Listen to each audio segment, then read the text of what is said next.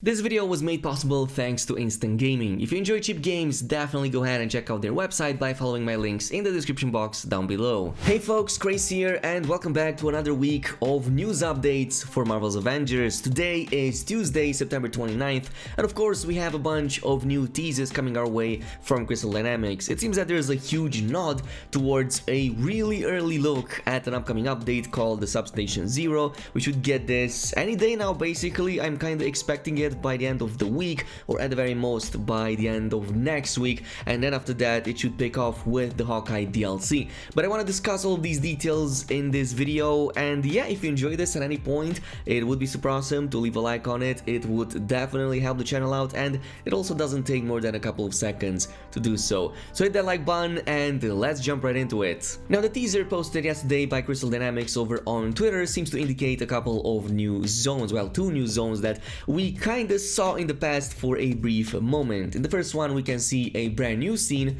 in the S.H.I.E.L.D. SUBSTATION 0 update that should be the first one in the chain of events that will follow soon, and then there's also another look at what seems to be an underwater base, but we are going to talk about that in just a little bit. Now the S.H.I.E.L.D. SUBSTATION 1 is quite intriguing, especially since it seems to indicate that there's a new important character from the story, and I know you might be thinking, well, there's just a character with his back at the camera, how important that could be. Well, if you take a closer look at it, it could very well be that this is none other than Dum Dum Dugan. Yes, the Dum Dum Dugan of Howling Commandos, also led by Captain America in World War II against Hydra. And at the very least in the main timeline, Bucky was also a part of it, aka Winter Soldier. So what if they do kind of like a two-step tie-in with future DLCs and future content releases? Like they have already set this up for the Hawkeye DLC with the Tachian rifts that are going to appear during the S.H.I.E.L.D. Station update, but in the background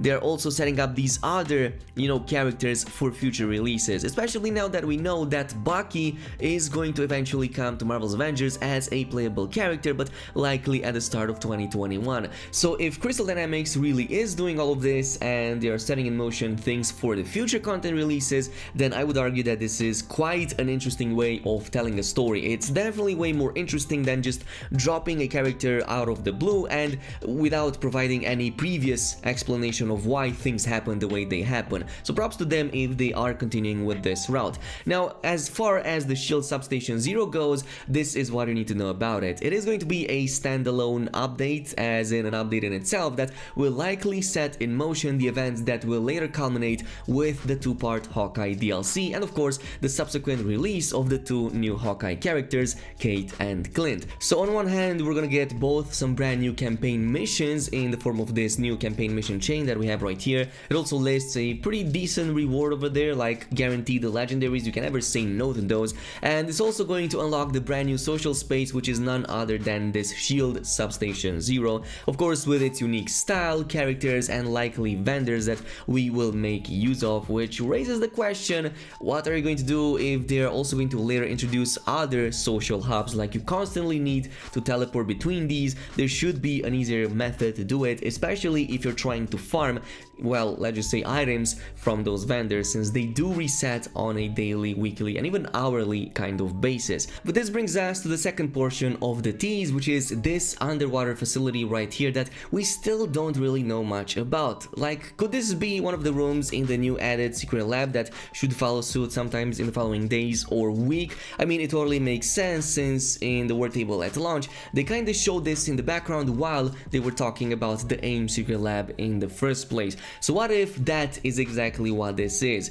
Now the counter argument is that the AIM secret lab is actually located in the Utah Badlands, which by default is a desert area, and the only source of water nearby is this river in the middle, which in theory shouldn't be this deep. Like this shot right here makes you think that you're somewhere in the ocean and this facility is hidden right there. But then I checked some of the old footage again and I saw that the river actually is way bigger than I initially anticipated, and most definitely could support something like this mega facility if it was hidden underwater. So what if this is exactly how this mission plays out? Like we start on the surface, there's like the desert going on, we have the big AIM facility in the background, but we don't know yet that beneath it there's the AIM secret lab hidden right beneath the riverbed, and of course we make our way through it, through the tunnels, all the way into the facility and have the main event over there. And I would also want to go a bit deeper with the speculation, no pun intended. My theory is that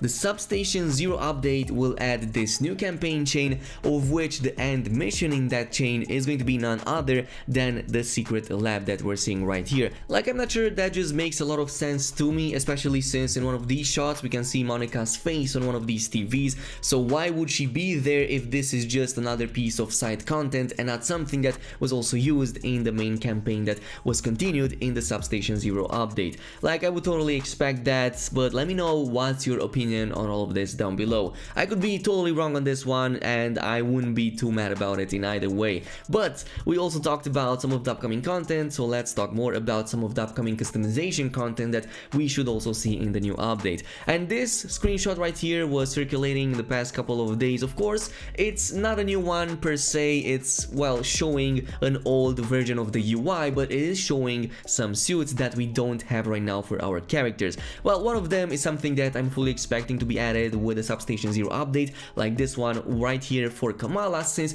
we can see her with the same outfit in the background of the Substation tease that we had from Crystal Dynamics yesterday. And it's kind of hard to see, but you can make out the suit over there and like her top up, and the entirety of it can be seen over there, even though the quality is not really that great. What's most intriguing is, of course, that Maestro outfit for Hulk in the background. And if you remember this correctly, we had this speculation about a week ago when we talked about some of the upcoming timelines that I would see possible in the game. Well, I think this now is an even bigger indicator that that might just be the case. I mean, it's way too fitting that everything is heading towards that Maestro timeline, and of course we also now have the Maestro outfit in the game files too. So I'm not expecting this to drop with this update, with like the Substation Zero. I'm expecting it honestly in 2021, but at the very least we do have a glimpse of it and it looks spectacular. Now, if you haven't seen that video, I definitely recommend you go ahead and check it out. It talks a bit more about, of course,